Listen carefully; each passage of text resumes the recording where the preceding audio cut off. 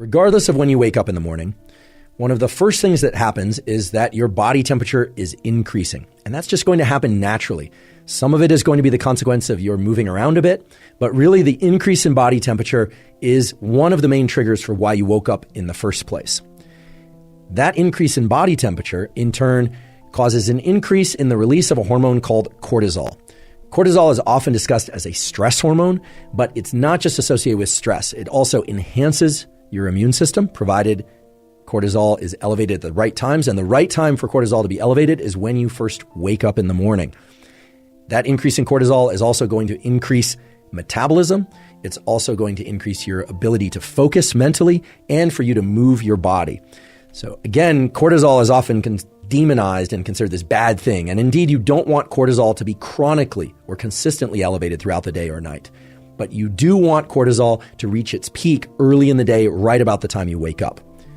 One way that you can ensure that that cortisol peak occurs early in the day, right about the time that you wake up, is to view bright light, ideally from sunlight, within the first 30 to 60 minutes after waking. That's right. View bright sunlight within the first 30 to 60 minutes after waking. Everybody, whether or not you live in a cloudy place or a sunny place, whether or not there's cloud cover or not that day, should really strive to get bright light in your eyes, ideally from sunlight, within the first 30 to 60 minutes after waking. The reason for that is very simple. You want to trigger that cortisol increase to occur very early in your day. And you don't want that cortisol peak to happen later, which is what will happen if you wait to get outside and see sunlight. The reason for this is that you have a set of neurons, nerve cells in your eye. Those neurons respond best to bright light, and especially right after waking early in the day, they are best able to signal to a set of neurons that reside over the roof of your mouth, called the suprachiasmatic nucleus, which is a cluster of neurons that then sends a huge number of other signals, electrical and chemical, out to your entire body that triggers that cortisol increase, provides a wake-up signal for your brain and body, and sets in motion a timer for you to fall asleep later that night. So the way to get this sunlight viewing early in the day is to look toward the sun. If it's too bright to look at directly, well, then don't do that. You just look toward it, but not directly at it. It's absolutely fine to blink. In fact, I encourage you to blink whenever you feel the impulse to blink. Never look at any light, sunlight or otherwise, that's so bright that it's painful to look at because you can damage your eyes. But for this morning sunlight viewing, it's best to not wear sunglasses. That's right, to not wear sunglasses, at least for this morning sunlight viewing. It is absolutely fine to wear eyeglasses or contact lenses, so-called corrective lenses. In fact, those will serve you well in this practice or this tool because they will focus the light onto your neural retina and onto those melanopsin intrinsically photosensitive ganglion cells. If your eyeglasses or contact lenses have UV protection, that's okay. There's so many different wavelengths of light coming from the sun, and they are bright enough that they will trigger the mechanisms that you want triggered at this early time of day. So try and get outside, ideally within the first 5 minutes of waking, or maybe it's 15 minutes, but certainly within the first hour after waking. This is not some woo biology thing.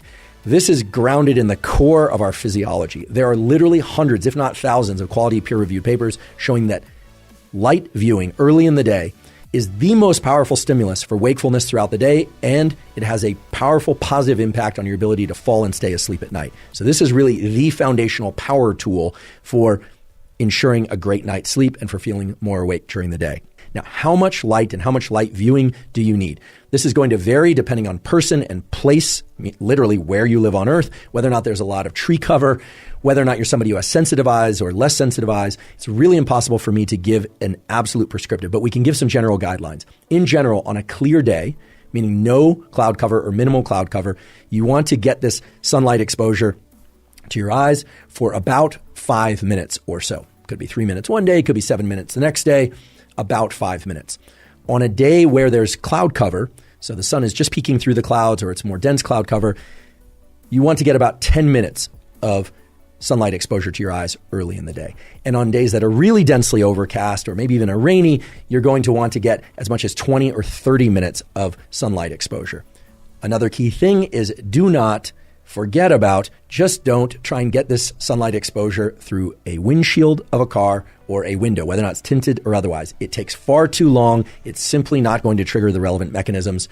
you would be standing there all day trying to get enough light into your eyes from the morning sunlight. And by then, the sun will have already moved from low solar angle to overhead, and it simply won't work for all sorts of mechanisms related to your circadian rhythm functions. Fundamentally speaking, get that morning sunlight viewing. I promise you will be grateful that you did. It makes everybody feel better, feel more alert, and it will greatly assist with your ability to fall and stay asleep later that night.